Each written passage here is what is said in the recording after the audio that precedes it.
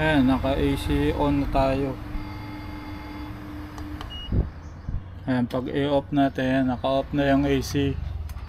Pero ang ano niya, ang output niya 12 volts. Gagana yun dito sa 12 volts niya. Kung i-off nyo yung AC, kung ayaw nyo mag-AC, pwede nyo itong gamitin.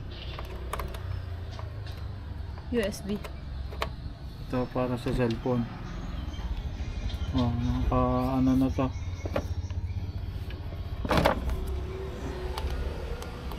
Ayan, naka USB. Ayan, ilong press nyo tong USB para ma-on yung USB. Tapos yan, oh, may charge na dito sa cellphone. Kung gusto nyo naman i-on yun sa AC, ilong press nyo lang tong AC para i-on yung AC. Yan, may nakalagay na AC on. So gagana na yung electric fan. Tapos dito na lang din kayo mag-charge kung gusto nyo ano, baba yung cellphone at yung pa-charge na. Mga fast charger kayo kung doon sa ano, AC na din. Nabili namin to guys sa ano. Maganda siya, lalo na ngayong brownout. Sobrang init.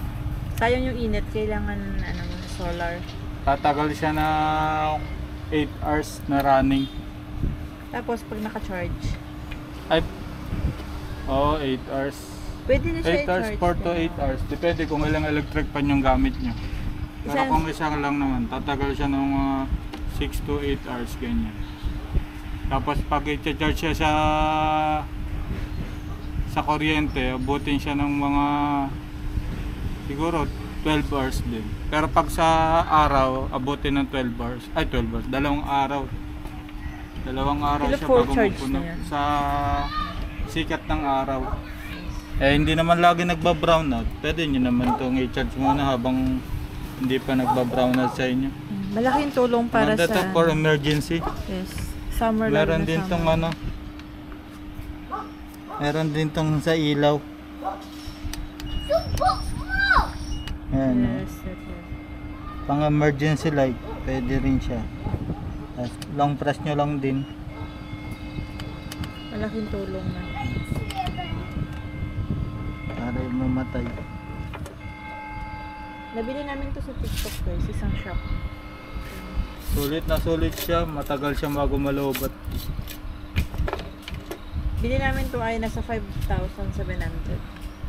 Gagana siya sa 500 watts pababa na appliances. Kaya gagana yung TV, electric fan, rice cooker, yan yung pwede yung pagana. Basta mababa yung watts, hindi tataas ng 500.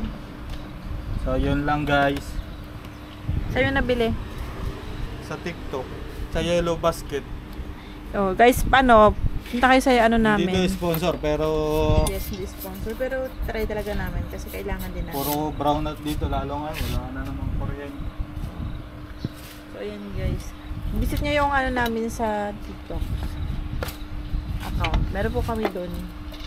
Laking tulong nito, lalo na ngayon tag-init. Tapos laging na brown out. Kailangan na natin. Kasi lalo na mainit sa gabi.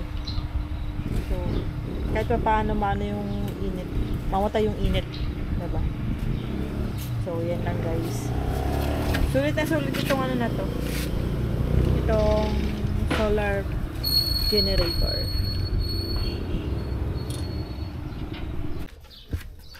So guys, kung sa mga nagtatanong kung paano i-charge, ganito lang kadali. Siyempre, ilagay nyo sa bubong o kung saan may araw. Dito sa amin, dito na lang, sa taas lang ng mababang bubong. Para mabilis makuha. At yan natin. Tapos mahaba din tong wire nyo, hindi kayo mahihirapan. Wait lang guys, kita. Wala na. Sige na. Charge ko na lang. Yan lang. Tapos guys, dito nyo lang sasaksak yan, oh. Sa may likod dito.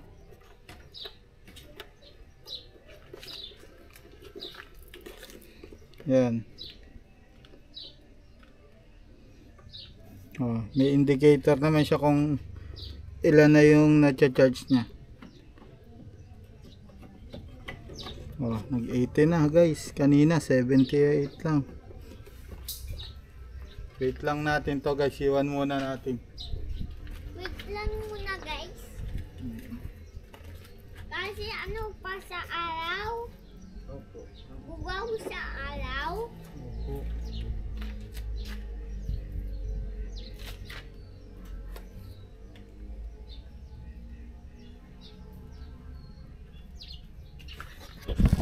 So ayan guys oh.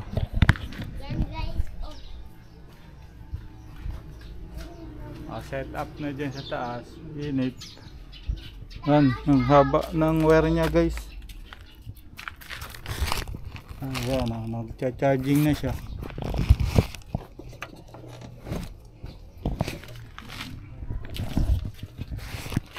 So, ayan guys. Ganyan lang kadali.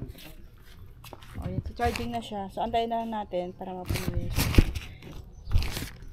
So, see you.